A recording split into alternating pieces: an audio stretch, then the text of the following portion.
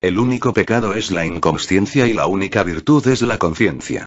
Lo que no se puede hacer sin inconsciencia es pecado. Lo que solo se puede hacer mediante la conciencia es virtud. Es imposible cometer un asesinato si eres consciente. Es imposible ser violento en forma alguna, si eres consciente. Es imposible violar, robar, torturar, todo eso es imposible si hay conciencia. Solo cuando la inconsciencia predomina, en las tinieblas de la inconsciencia, toda clase de enemigos penetran en ti. Buda decía, si hay luz en una casa, los ladrones la evitan. Y si el vigilante está despierto, los ladrones ni lo intentan. Y si hay gente andando y hablando dentro, y los habitantes todavía no se han quedado dormidos, no es posible que los ladrones entren, ni siquiera se les ocurre pensar en ello. Exactamente lo mismo ocurre contigo. Eres una casa sin ninguna luz. El estado ordinario del ser humano es el funcionamiento mecánico. Homo mechanicus. Solo tienes de humano el nombre. Por lo demás, eres solo una máquina adiestrada y habilidosa, y cualquier cosa que hagas será errónea. Y recuerda, digo que cualquier cosa que hagas. Ni siquiera tus virtudes serán virtudes si estás inconsciente. ¿Cómo vas a poder ser virtuoso estando inconsciente? Detrás de tu virtud vendrá un enorme ego. Tiene que ser así. Yo no enseño moralidad, ni enseño virtud, porque sé que sin conciencia son solo pretensiones, hipocresías. Te hacen falso. No te liberan, no pueden liberarte. Por el contrario, te aprisionan. Solo una cosa es suficiente. La conciencia es una llave maestra. Abre todas las cerraduras de la existencia. La conciencia significa vivir momento a momento, estar alerta, consciente de ti mismo y consciente de todo lo que ocurre a tu alrededor en una respuesta momento a momento. Eres como un espejo, reflejas.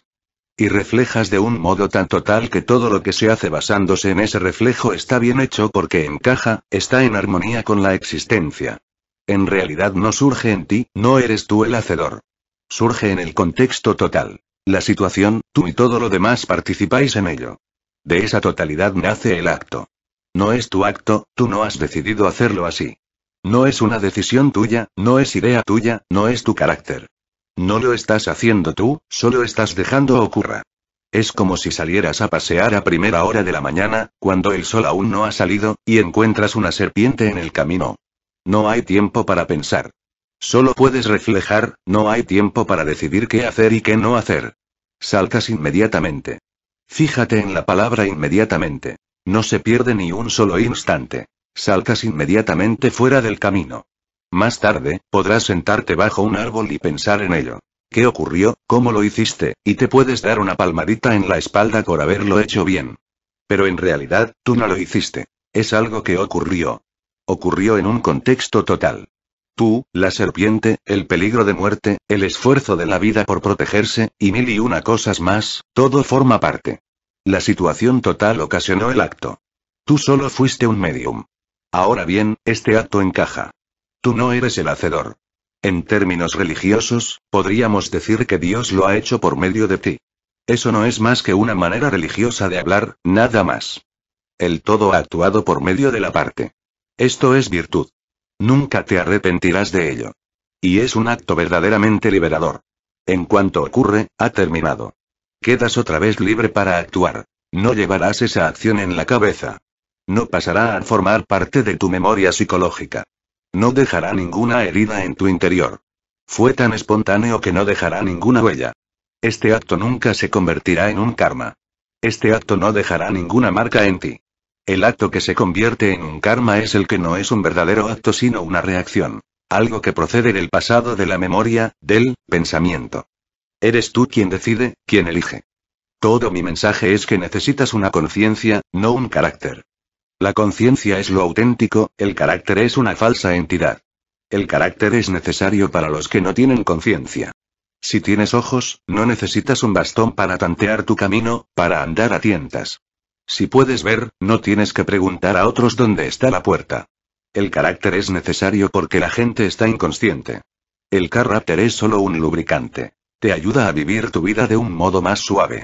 George Gurdjieff decía que el carácter es como un amortiguador, como los topes de los vagones de tren. Entre cada dos vagones hay topes. Si algo ocurre, esos amortiguadores impiden que los compartimentos choquen. O como los amortiguadores de los coches. Son muelles para rodar con suavidad. Los muelles absorben los choques, amortiguan los choques. Eso es el carácter. Un amortiguador de choques. A la gente se le dice que sea humilde. Si aprendes a ser humilde, eso te sirve de amortiguador de choques. Si aprendes a ser humilde, podrás protegerte de los egos ajenos. No te harán tanto daño, porque eres una persona humilde. Si eres egoísta, te harán daño una vez tras otra. El ego es muy sensible, así que proteges tu ego cubriéndolo con una manta de humildad. Es una ayuda, te da una cierta suavidad. Pero no te transfiere. Mi trabajo consiste en la transformación. Esta es una escuela alquímica. Quiero que te transformes, de la inconsciencia a la conciencia, de la oscuridad a la luz. No puedo darte un carácter. Solo puedo darte penetración, conciencia. Me gustaría que vivieras momento a momento, no siguiendo una pauta que te doy yo o que te da la sociedad, la iglesia, el Estado. Me gustaría que vivieras siguiendo tu propia y pequeña luz de la conciencia, según tu propia conciencia. Debes responder a cada momento. El carácter significa que tienes respuestas preparadas para todas las cuestiones de la vida, así que cuando se presenta una situación tú respondes según la pauta prefijada. Dado que respondes con una respuesta preparada, eso no es una verdadera respuesta, es solo una reacción. El hombre de carácter reacciona, el hombre de conciencia responde. Asimila la situación, refleja la realidad tal como es, y actúa basándose en ese reflejo. El hombre de carácter reacciona, el hombre de conciencia actúa. El hombre de carácter es mecánico, funciona como un robot. Tiene un ordenador en su mente, lleno de información. Pregúntale cualquier cosa y de su ordenador saldrá una respuesta ya preparada.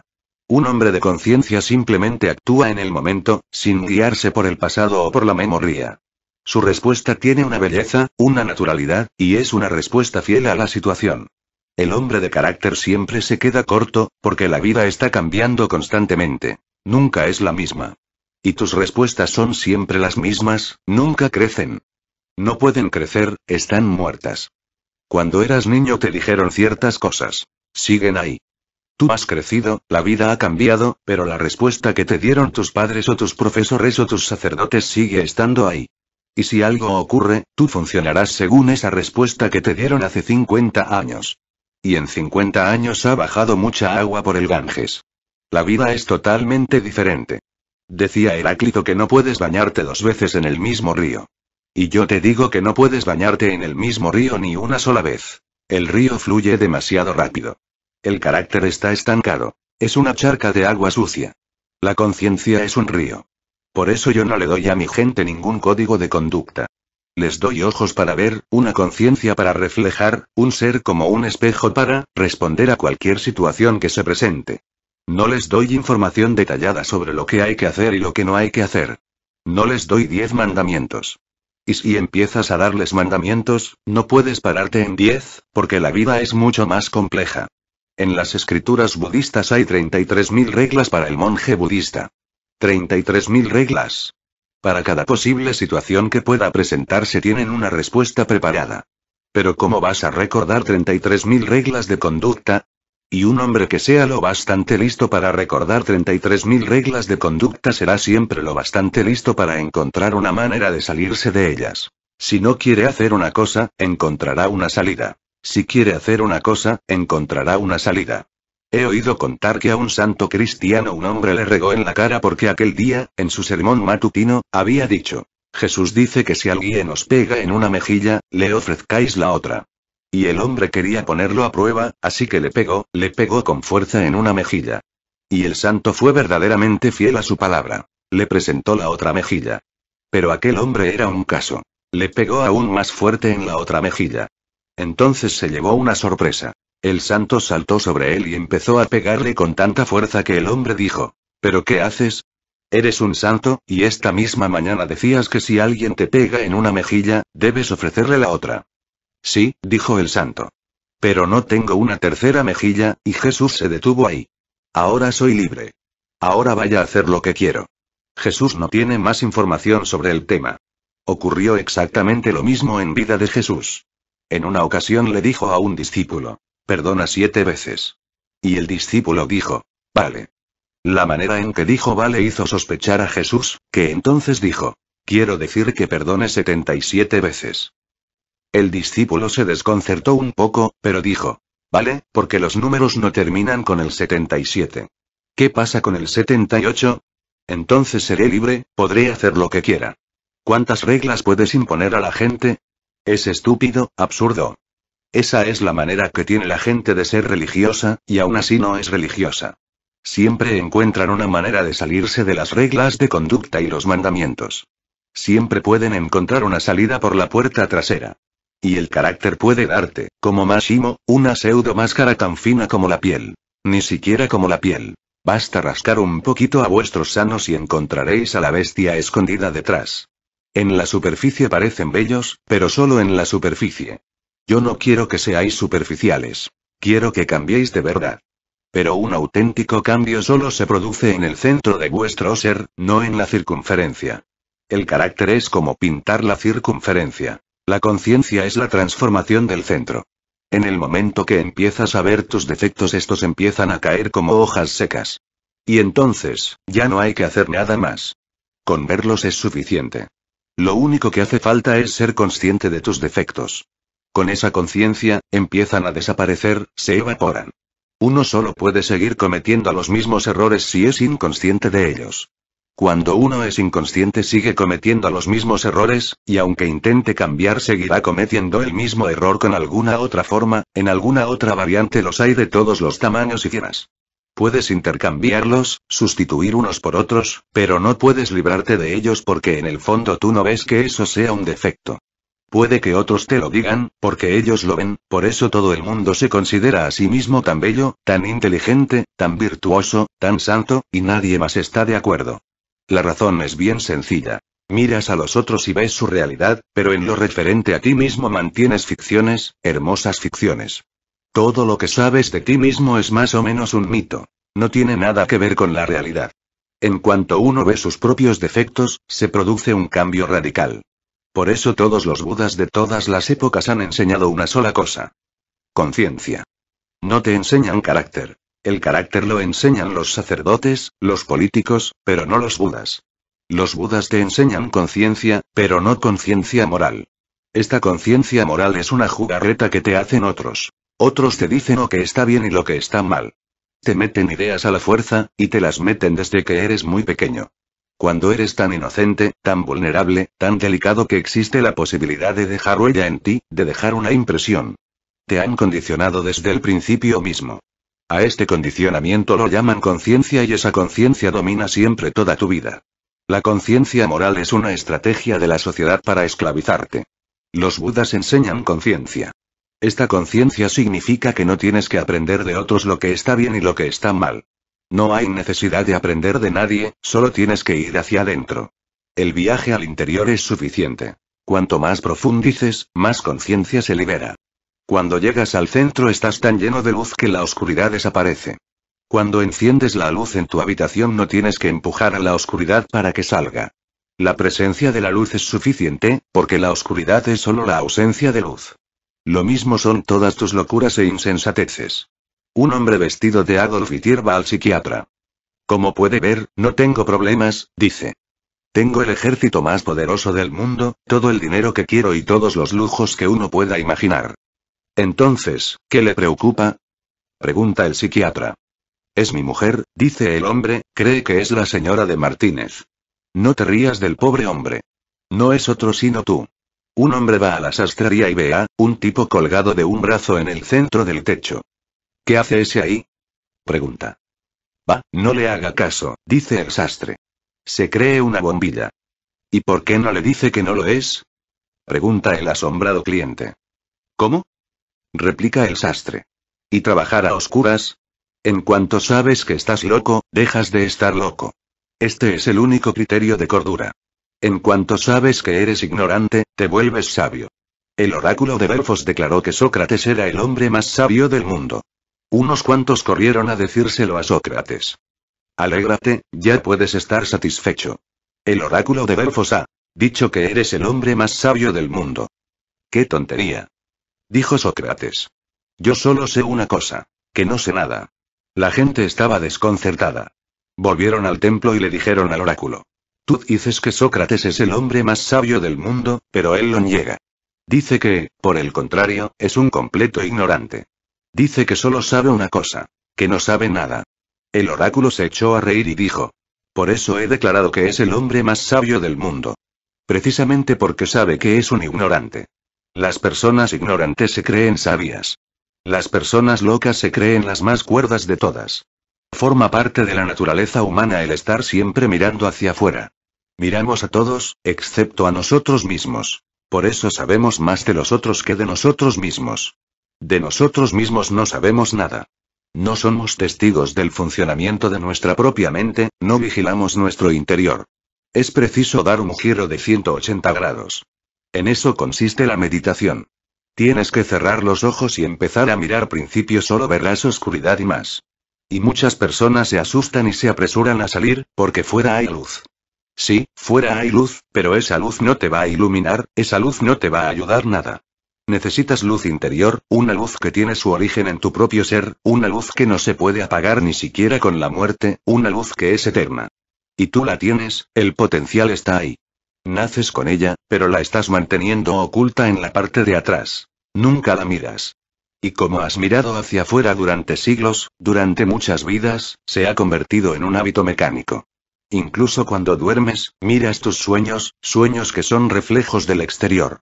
Cuando cierras los ojos, empiezas a tener ensoñaciones o a pensar. Eso significa que sigues interesado en otros. Esto se ha convertido en un hábito tan crónico que ni siquiera quedan pequeños intervalos, pequeñas ventanas que den al interior de tu ser, por donde puedas tener un vislumbre de lo que eres. Al principio es un gran esfuerzo, es arduo, es difícil, pero no es imposible. Si estás decidido, si te has comprometido a la exploración interior, tarde o temprano ocurrirá. Solo tienes que seguir excavando, tienes que seguir luchando con la oscuridad. Pronto pasarás al otro lado de la oscuridad y entrarás en el reino de la luz. Y esa luz es auténtica luz, mucho más auténtica que la luz del sol o la de la luna, porque todas las luces que están fuera son temporales. Solo duran un cierto tiempo. Incluso el sol morirá algún día. No solo las lámparas pequeñas agotan sus recursos y se apagan por la mañana. Incluso el sol, con sus inmensos recursos, está muriendo día a día. Tarde o temprano se convertirá en un agujero negro. Morirá y no saldrá de él nada de luz. Por mucho que dure su vida, no es eterno. La luz interior es eterna. No tiene principio ni fin. No me interesa decirte que te libres de tus defectos, que seas bueno, que mejores tu carácter, no, en absoluto. No me interesa nada tu carácter. Lo único que me interesa es tu conciencia. Hazte más alerta, más consciente. Profundiza cada vez más en ti mismo hasta que encuentres el centro de tu ser. Estás viviendo en la periferia, y en la periferia siempre hay turbulencias. Cuanto más profundizas, mayor es el silencio que predomina y en estas experiencias de silencio, luz, alegría, tu vida empieza a desplazarse hacia una dimensión diferente. Los errores, las equivocaciones, empiezan a desaparecer. Así que no te preocupes por los errores, las equivocaciones y los defectos. Preocúpate de una sola cosa, de un solo fenómeno. Concentra toda tu energía en un único objetivo. Cómo hacerte más consciente, cómo despertar más. Si pones toda tu energía en ello, tiene que ocurrir, es inevitable. Es un derecho que tienes por nacimiento. La moral se ocupa de las buenas cualidades y las malas cualidades. Un hombre es bueno, según la moral, cuando es honrado, sincero, auténtico, digno de confianza. El hombre de conciencia no solo es bueno, es mucho más. Para el hombre bueno, la bondad lo es todo. Para el hombre de conciencia, la bondad es solo un subproducto. En cuanto te haces consciente de tu propio ser, la bondad te sigue como una sombra. Ya no es necesario hacer ningún esfuerzo por ser bueno. La bondad se convierte en tu modo de ser. Eres bueno, como los árboles son verdes. Pero el hombre bueno no es necesariamente consciente. Su bondad es el resultado de un gran esfuerzo, está luchando con sus malas cualidades. La tendencia a robar, la deslealtad, la insinceridad, la violencia. En el hombre bueno siguen existiendo, solo que reprimidas. Pueden hacer erupción en cualquier momento. El hombre bueno puede transformarse en un hombre malo con mucha facilidad, sin ningún esfuerzo, porque todas esas malas cualidades están ahí, solo que aletargadas, reprimidas basado en el esfuerzo. Si deja de esforzarse, inmediatamente harán erupción en su vida. Y las buenas cualidades son solo cultivadas, no naturales.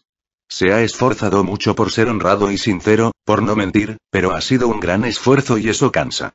El hombre bueno está siempre serio, porque tiene miedo de todas las malas cualidades que ha reprimido. Y está serio porque en el fondo desea que le honren por su bondad, que le premien. Lo que anhela es ser respetable. La mayoría de los que llamáis santos son solo hombres buenos. Solo existe una manera de trascender del hombre bueno, y es aportar más conciencia a tu ser. La conciencia no es algo que se pueda cultivar. Está ya ahí, solo hay que despertarla. Cuando estás totalmente despierto, todo lo que hagas será bueno, y lo que no hagas es malo. El hombre bueno tiene que hacer inmensos esfuerzos para hacer el bien y evitar el mal. El mal es una tentación constante para él, es una elección. En todo momento debe elegir el bien y no elegir el mal. Por ejemplo, un hombre como el Mahatma Gandhi, era un hombre bueno. Toda su vida se esforzó por estar en el lado del bien. Pero a los 70 años de edad todavía tenía sueños sexuales, que le producían mucha angustia. En mis horas de vigilia, puedo mantenerme completamente libre del sexo. ¿Pero qué puedo hacer cuando estoy dormido? Todo lo que reprimo durante el día vuelve a surgir por la noche. Esto demuestra una cosa. Que eso no se ha ido a ninguna parte, que sigue dentro de ti, aguardando. En cuanto te relajas, en cuanto dejas de hacer esfuerzo, y al dormir tienes por lo menos que relajarte y dejar de esforzarte por ser bueno, todas las malas cualidades que habías estado reprimiendo empezarán a llenar tus sueños. Tus sueños son tus deseos reprimidos. El hombre bueno está en constante conflicto. Su vida no es una vida alegre. No puede reír cordialmente, no puede cantar, no puede bailar. Está juzgándolo todo constantemente. Su mente está llena de condenas y juicios. Y como él se esfuerza tanto por ser bueno, juzga a los demás según los mismos criterios. No puede aceptarte tal como eres. Solo puede aceptarte si cumples sus exigencias de bondad. Y como no puede aceptar a la gente tal como es, la condena. No son estas las cualidades del hombre auténticamente religioso. El hombre auténticamente religioso no tiene juicios ni condenas. Solo sabe una cosa. Que ningún acto es bueno y ninguno es malo, la conciencia es buena y la inconsciencia es mala. Cuando se llega a un punto de absoluta conciencia, ya no es cuestión de elegir, simplemente, haces cualquier cosa y es buena. La haces inocentemente, como tu sombra cuando te sigue, sin esfuerzo. Si tú corres, la sombra corre. Si te paras, la sombra se para, pero no hay esfuerzo por parte de la sombra. Al hombre de conciencia no se le debe considerar sinónimo de hombre bueno. Es bueno, pero de un modo muy diferente, desde un ángulo muy diferente. No es bueno porque esté intentando ser bueno. Es bueno porque es consciente. Y en la conciencia, el mal, lo malo, todas esas palabras condenatorias, desaparecen como desaparece la oscuridad al llegar la luz. Las religiones han decidido quedar reducidas a simples sistemas morales. Son códigos éticos. Son útiles para la sociedad, pero no son útiles para ti, no son útiles para el individuo. Son conveniencias creadas por la sociedad. Naturalmente, si todo el mundo empezara a robar, la vida se haría imposible. Si todos empezaran a mentir, la vida se haría imposible. Si todos fueran deshonestos, no podrías existir. Así pues, en el nivel más bajo, la moral es necesaria para la sociedad. Es una utilidad social, pero no es una revolución religiosa. No te des por satisfecho con ser simplemente bueno. Recuerda. Tienes que llegar a un punto en el que no tengas ni que pensar qué es bueno y qué es malo. Tu misma conciencia, te lleva hacia lo que es bueno. No hay represión. Yo no diría que el Mahatma Gandhi fue un hombre de conciencia. Solo fue un hombre bueno, y se esforzó a fondo por ser bueno. No dudo de sus intenciones, pero estaba obsesionado por la bondad. Un hombre de conciencia no está obsesionado por nada, no tiene obsesiones. Está relajado, en calma, tranquilo, en silencio y sereno. Todo lo que florece en su silencio es bueno. Es siempre bueno. Vive en una conciencia sin elecciones. Así que debes llegar más allá del concepto corriente de hombre bueno. No serás bueno ni serás malo. Simplemente estarás alerta, consciente, despierto, y todo lo que venga después será bueno.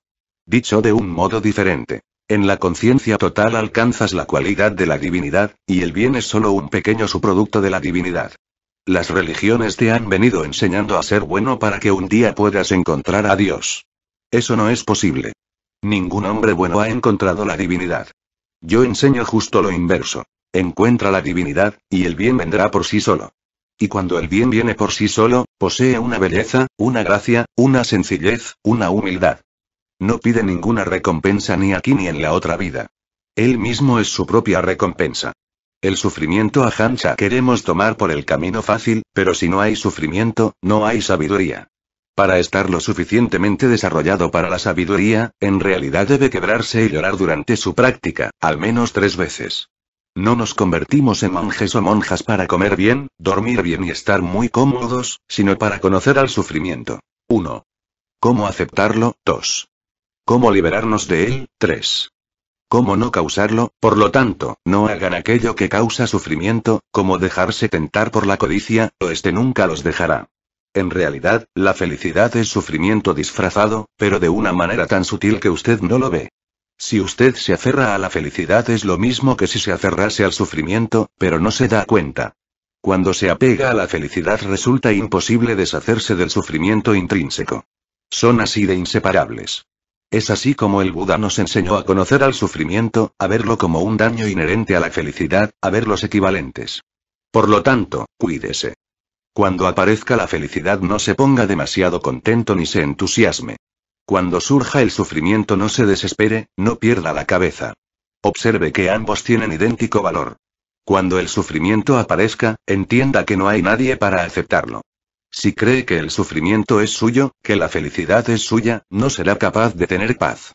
Las personas que sufren, como consecuencia, lograrán obtener sabiduría. Si no sufrimos, no contemplamos. Si no contemplamos, no nace ninguna sabiduría. Sin sabiduría no conocemos. No sabiendo no podemos estar libres de sufrimiento, ese, precisamente, es el modo en el que son las cosas.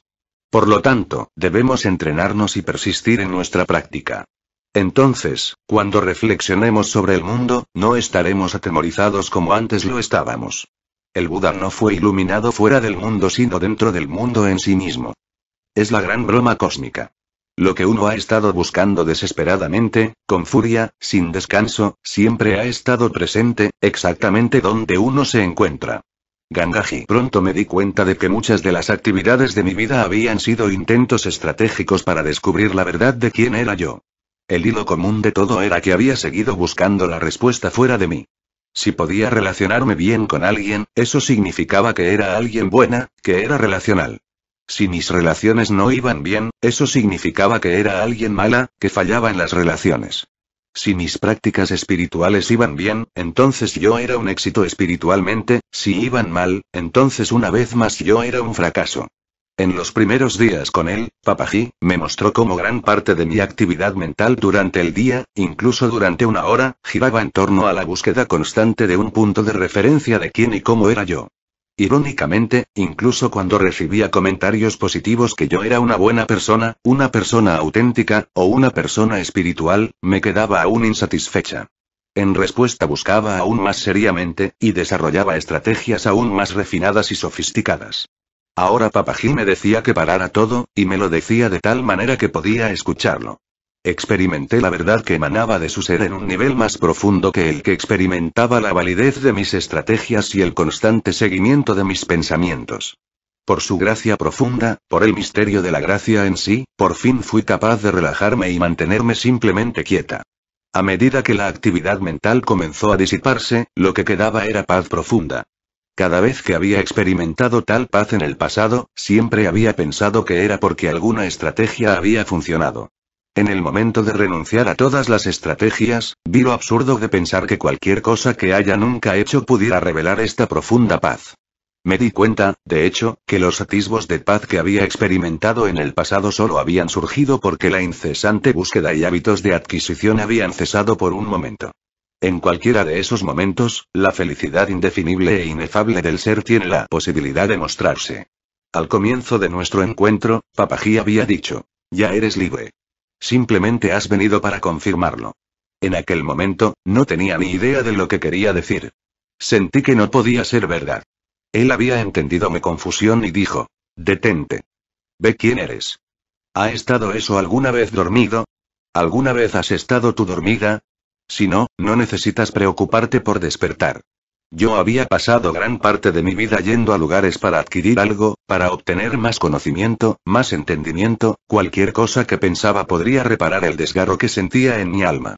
Por fin se me decía detener todos los intentos por conseguir algo. Solamente en el encuentro con Papaji fui capaz de finalmente darme cuenta de que todo lo que había estado tratando de conseguir ya era, y siempre había sido. Durante las semanas siguientes, llegaba y simplemente me reunía con él. Dábamos paseos ocasionales juntos por la ciudad, y me deleitaba en la dicha del ser. Al mismo tiempo, me estaba enamorando más profundamente a este gran hombre indio. Una vez, mientras estaba sentada junto a la orilla del Ganges, apareció de repente a mi lado. Yo no lo había visto venir por detrás, y me quedé sorprendida y emocionada de verlo. Pero de alguna manera él podía ver en la mirada en mis ojos que me estaba atando sentimentalmente. Nunca tuvo ningún problema para recibir cualquier efusión de amor, porque él sabía que el amor era de sí mismo a sí mismo. Sin embargo, el apego sentimental que vio en mi rostro era algo completamente distinto. Tal vez era el comienzo de otra estrategia para tratar de mantener o sostener. Él me sonrió y dijo: «Mira hacia adentro y dime quién eres». «¿Quién eres?». Como un rayo, fui alcanzada por el reconocimiento: yo soy eso que me encanta, eso que es amor, y estoy más allá de eso. ¿Qué momento? Gangaji, el fin de todas las cosas. ¿Qué crees que pasaría si de repente no tuvieras deseos de nada, no quisieras cambiar nada de lo que está sucediendo en tu propia vida o en el mundo, y permanecieras atento a lo que ocurre? En nuestro cerebro hay un ser que nos está diciendo continuamente lo que tenemos o no tenemos que hacer, lo que nos gusta y lo que no nos gusta tanto, lo que perseguimos y lo que no queremos encontrar, y vamos por la vida buscando cosas, esperando que sucedan cosas, deseando que se cumplan nuestras ilusiones y encontremos paz y felicidad. En el supuesto caso que no tengamos trabajo, que es principalmente una cuestión de supervivencia, la actividad del cerebro es todavía mayor en cuanto a lo que tenemos o no tenemos que hacer, y surgen temores, y vamos por la vida tratando de encontrar una oportunidad en cualquier situación que surge. Quizás nunca se nos ha ocurrido hacer el ejercicio de pararnos mentalmente o psicológicamente. Hay personas que hacen meditación, se van una hora a una sala donde no se sabe muy bien qué hay que hacer aunque no haya que hacer nada y creen estar haciendo algo diferente a lo que normalmente hacen. En ese contexto meditar es una actividad más, es un deseo más con un aspecto diferente, es una ocupación. De repente uno se sienta en el sillón de casa, en el pollete del patio, en una piedra en el monte o al lado del río, y deja mentalmente que sucedan las cosas. Eso significa que en lugar de decirle a la vida lo que hay que hacer, uno se deja llevar hasta que la vida le dice a uno lo que hay que hacer. Esto puede sonar un poco ridículo o con cierta falta de sensatez, pero si no intentamos hacer algo creativo, quizás nuestro destino ya esté escrito hace mucho tiempo. Cuando los deseos se paran, se esfuman en el aire, surge algo que está más allá del tiempo. Ahora no se trata de eliminar los deseos ni nada por el estilo, simplemente se está proponiendo hacer el ejercicio de imaginar por un momento, que puede ser más o menos largo dependiendo de lo que uno quiera probar, que no hay deseos, que todo está como debe estar y que uno no tiene nada que hacer en esta vida salvo observar esperando que la vida te diga lo que has de hacer y en esa espera simplemente mirar lo que sucede o lo que se siente o lo que pase sin pensar que tiene que pasar algo concreto o que se debe mirar de una forma determinada. Este ejercicio o actitud se podría expresar como movimiento psicológico cero, o libertad de movimiento total, es decir, no hay deseo y por consiguiente lo que uno haga está bien hecho siempre que no sea por deseo personal. Si uno se acuerda que tiene que ir al médico pues va al médico, si uno recibe una llamada por teléfono pues coge el teléfono, si es la hora de comer y uno tiene que hacer la comida pues la hace. No se trata de no hacer lo que inevitablemente hay que hacer, sino de no hacer lo que queremos hacer, de dejar a un lado nuestra identificación, nuestros intereses, y dar pie a crear un espacio de observación amplio y ver cómo transcurre la vida sin nuestro protagonismo. ¿Quién sería capaz de realizar este pequeño e inocente ejercicio y ver qué sucede en un rato, en un día o en una semana? A veces da la sensación que comprendemos cosas pero que nunca damos un paso en firme que nos haga transformarnos. Podemos llegar a ver hechos que estaban ocultos para nuestros ojos y en lugar de permanecer con ellos lo que hacemos es convertirlos en ideas y desde ahí nos conducimos. La observación de los hechos, el encuentro con la realidad, debería transformar nuestras vidas pero lo cierto es que no es así. Necesitamos liberar energía que está ocupada en nuestra vida personal a través de las responsabilidades, ocupaciones o a través de los deseos y dejar que dicha energía libre tenga su efecto sobre nosotros. Supongo que no es fácil compartir con otra persona un espacio de libertad donde ambas confluyen y se encuentran sin un propósito determinado más allá de crear el momento que un instante antes no existía. Crear es una bella palabra cuyo significado es nacer. No solo nacen bebés, también nacen momentos, y también nacen palabras en el aire que pueden viajar más allá del tiempo y el espacio. Crear también es morir, dejar de existir para siempre, y ello encierra una hermosura indescriptible como un sueño eterno de donde jamás se regresará. No somos creadores y a lo sumo somos creativos o imitadores. Estamos como acomplejados, sin inocencia, y no nos permitimos crear un instante, volar como palomas, flotar en el aire, atravesar con la mirada a otro ser humano y llegar a su alma perdida en un rincón del universo. A veces siento el viento acariciar mi piel desnuda y de repente soy el mismo viento cruzando los cielos, atravesando bosques, acariciando las hojas mientras se precipitan al suelo y silbar entre las ramas del viejo roble. Una cosa es la imaginación y otra muy diferente es la creación. Imaginando que un día cambiarán las cosas vamos envejeciendo, pero cuando creamos vivimos y somos la expresión de la vida en movimiento. ¿No te gustaría crear algo, crearte a ti mismo y surgir de la nada como una luz verde esmeralda capaz de tocar el corazón humano sin que la vieran y sin que supieran de su existencia? Cada trocito de vida puede ser una preciosa joya si tú mismo eres el creador de ella, pero para que ello suceda no puede haber deseos, ni complejos, ni imaginaciones y no perder de vista que eres es movimiento donde la relación nace. ¿Qué más te puedo ofrecer que sea limpio y sincero? He ido hasta los confines del universo para encontrar esta invisible luz que se ha derramado en forma de palabras y para que en esta vida de sueños despertemos siendo una luz para nosotros mismos. ¿Existe algún límite al deseo humano? Cuando nos sentimos sacudidos por un deseo ardiente, pensamos que, si nuestros anhelos vehementes llegan a cumplirse, seremos felices. En la realidad, cuando se cumplen, un nuevo deseo toma su lugar. Por ejemplo, cuando somos jóvenes, quizás pensemos, me contento con que llegue a vivir unos 60 años. Sin embargo, cuando llegamos a los 60 años, decimos, bueno, ya que he recorrido el camino hasta aquí, me gustaría llegar por lo menos a los 70 u 80 años de edad. En cuanto a las metas de nuestro trabajo, al principio quizá pensemos sería maravilloso llegar a ser jefe de la sección. Al haber llegado a ocupar este cargo, probablemente digamos, ya que he llegado hasta aquí, quisiera llegar a ser por lo menos jefe de departamento. Por eso, Shakyamuni listó el sufrimiento por no alcanzar lo que se busca como el séptimo de los 8 sufrimientos. La enseñanza que difundió es que el deseo humano no tiene límites. Si no comprendemos esto, no importa qué tan lejos lleguemos, los seres humanos desearemos siempre más y más. Verdaderamente hasta el momento de la muerte, no podemos quedar satisfechos. Pienso, por lo tanto, que es necesario pensar sobre esto con mucho cuidado.